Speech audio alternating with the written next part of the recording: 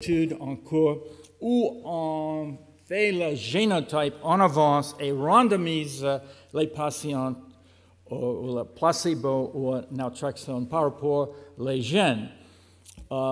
Si ces études ont de succès, on va avoir des changements dans les instructions pour la naltrexone. La première fois dans le champ de psychiatrie, on peut guérir les patients par commencer avec le génotype et déterminer quel gène, quel allèle le patient a et choisir le médicament après les données et pour la première fois en avance.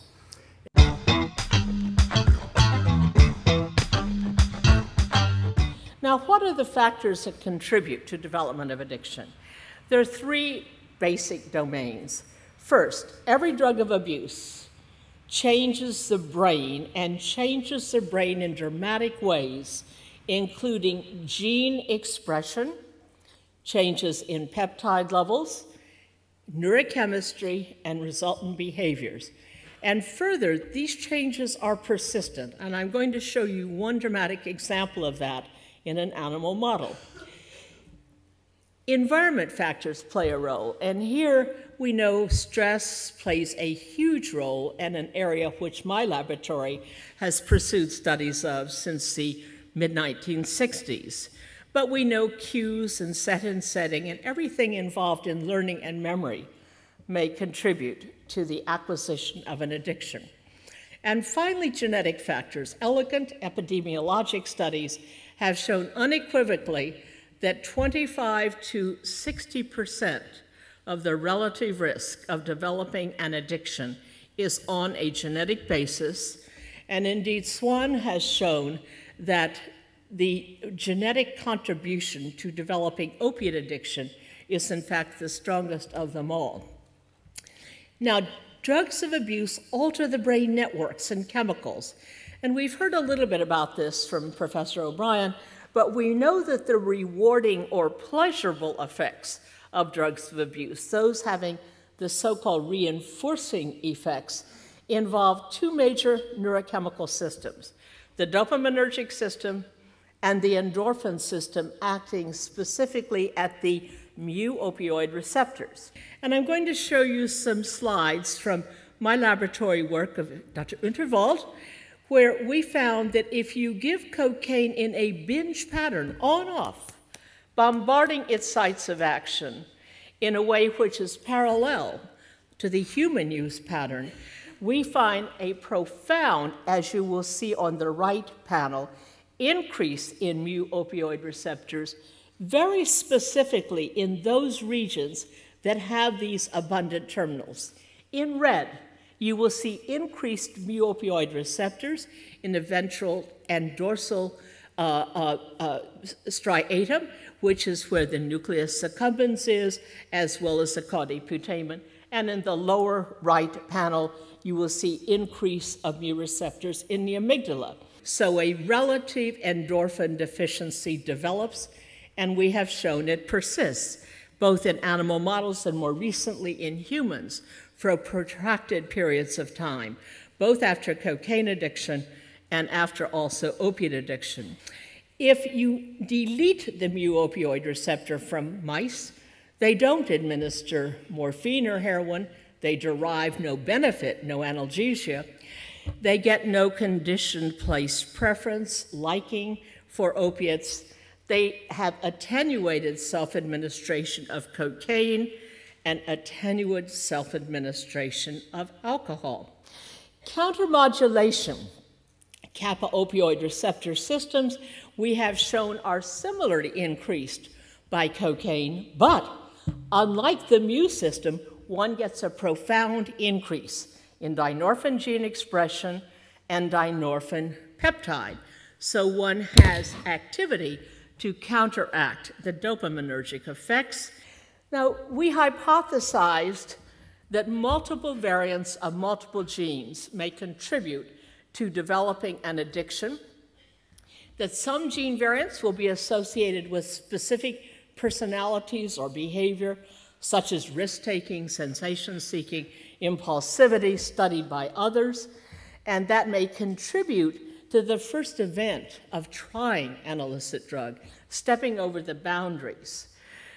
But on the other hand, other gene variants may actually be involved in the more chronic effects, the dynamic effects, and may increase the vulnerability to develop addiction.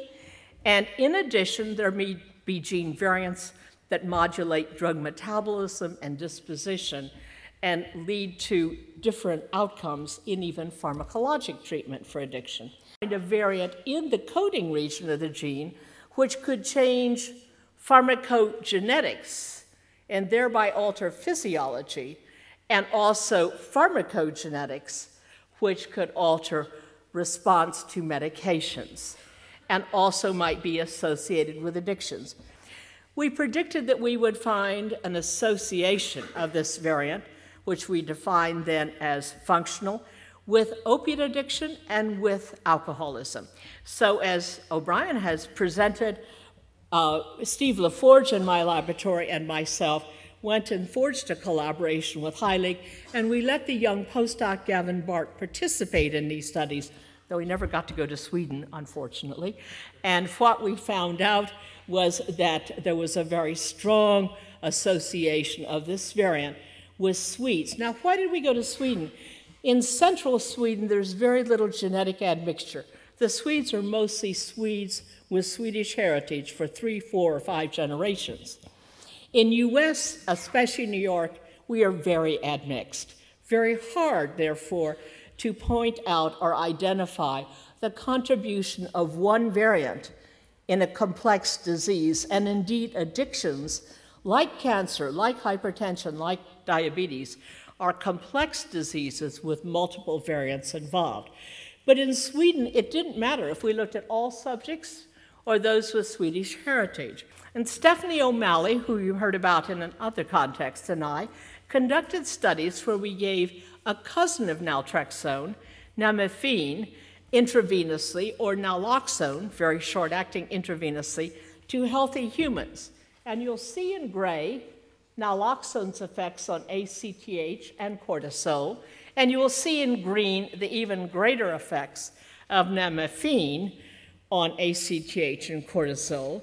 And we have subsequently learned in other studies that naltrexone and nalmefene have kappa partial agonist activity in addition to mu opioid receptor antagonism, and we know that the kappa agonism causes an enhancement of this HPA axis. And we therefore hypothesized, and later Chuck's group and also the group of Anton with Goldman have shown, as you have just seen in the upper right-hand corner, that there would be greater response to naltrexone in those with 1 or 2 copies of the variant, since those people would get greater activation of the HPA axis, while at the same time they would get the blockade of the mu receptors. So we know that whereas risk-taking impulsivity may play a huge role in the initiation of drug abuse, as we wrote in a concept paper that was invited by Nature Neuroscience,